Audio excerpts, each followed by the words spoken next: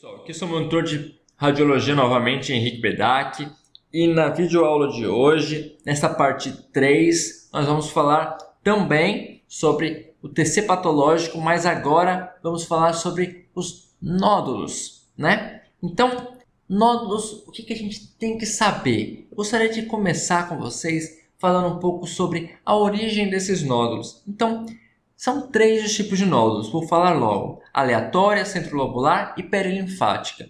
Mas o importante é saber o que?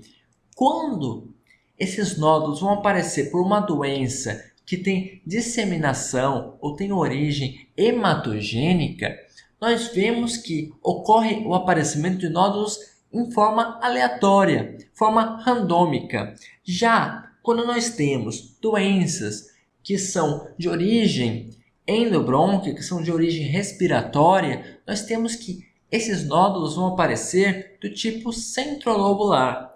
E, seguindo a mesma linha de raciocínio, quando é uma doença de origem linfática, de disseminação linfática, nós temos que esses nódulos vão aparecer perilinfático. Então, próximo a um vaso linfático. Vamos então falar, começando dos nódulos centrolobulares. Então, os centrolobulares, nós temos que várias doenças podem causar.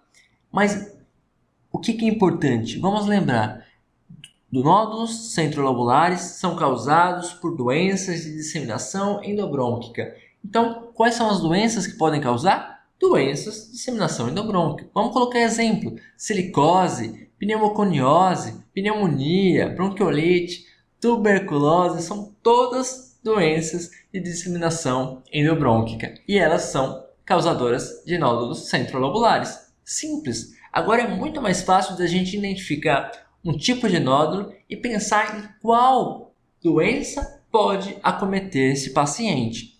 Então, quais são os pontos-alvos que nós temos que identificar para dar o diagnóstico de nódulos centrolobulares? São nódulos difusos, eles são separados por septos, mas ponto-chave para a gente identificar eles não tocam a pleura. Então, não tocam a pleura. Nódulos que não tocam a pleura indicam para a gente que devem ser centrolobular. E a presença dos nódulos em aspecto de árvore de brotamento é também muito característico de nódulos centrolobulares. Então, olha aqui, vemos aqui a representação: um nódulo separado por um septo e depois outro nódulo, ou vários nódulos que estão separados entre outros nódulos por septos. E exatamente isso caracteriza os nódulos centrolobulares, que são de disseminação endobrônquica. Então, olha aqui o exemplo. Veja bem na imagem que, apesar de não estar tão nítida, percebemos o quê? Temos alguns nódulos aqui separados por uma região e depois outros. Vemos outros aqui separados por uma região e depois outros. Percebemos que há uma separação entre cada um dos nódulos, que é por causa dos septos. Esses nódulos estão no centro do alvéolo e existem septos que separam esses nódulos. E é por isso que nós dizemos que são nódulos centrolobulares, né? Então, olha aqui outra imagem agora mostrando a árvore em brotamento e também mostrando o aspecto em letras chinesas ou japonesas, né? Que parece uma certa semelhança com esse aspecto aqui, que são inícios de uma árvore em brotamento.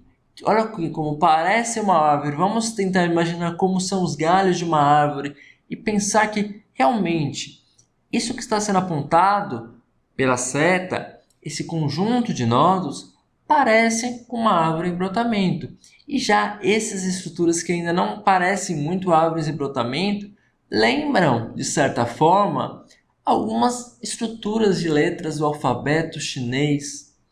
Então, isso é característico, isso indica que são nódulos centrolobulares. Novamente, e aqui nós temos uma árvore em brotamento muito bonita, uma árvore em brotamento bem interessante, que mostra que eu tenho uma árvore em brotamento aqui, não tenho muitas outras alterações em outras áreas. da tomografia. Mas essa árvore de brotamento está bem bonita, está indicando que tem nódulo centrolobular. E a presença da árvore de brotamento ela é bem indicativa da tuberculose.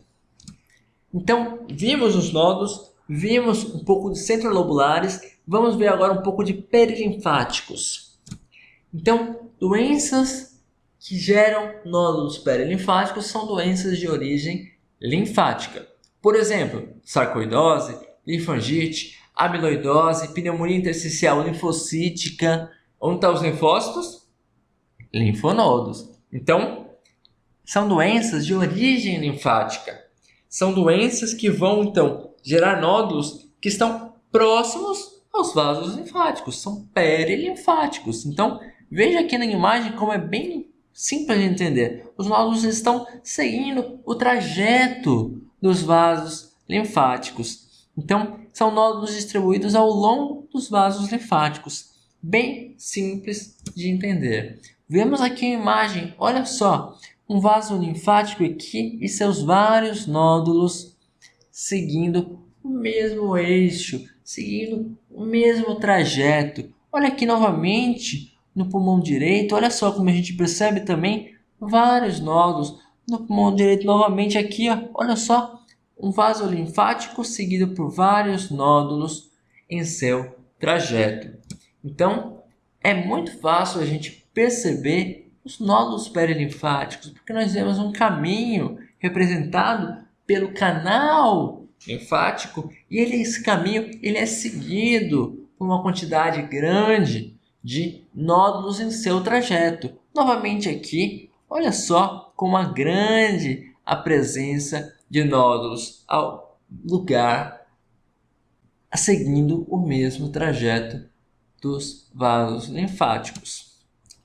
Vimos os centrolobulares, vimos os perilinfáticos e agora vamos ver os aleatórios. Os aleatórios, como a gente viu anteriormente, são gerados por doenças de origem hematogênica. Então vamos pensar doenças de origem hematogênica, doenças de transmissão hematogênica. Podemos dizer a tuberculose do tipo miliar, que é a tuberculose hematogênica. Então temos também o carcinoma metastático. Temos doenças fúngicas de disseminação hematogênica. São causas de nódulos aleatórios. Então, os nódulos aleatórios, eles são nódulos que estão difusamente presentes no parênquima pulmonar. Eles estão em todos os locais. Eles não respeitam limites. Então, bem diferente dos centrolobulares, os aleatórios tocam a pleura, tocam as paredes. Eles estão na periferia do parênquima pulmonar e estão tocando a pleura. Isso é extremamente importante porque isso vai dar fomento para você diferenciar os aleatórios dos centrolobulares.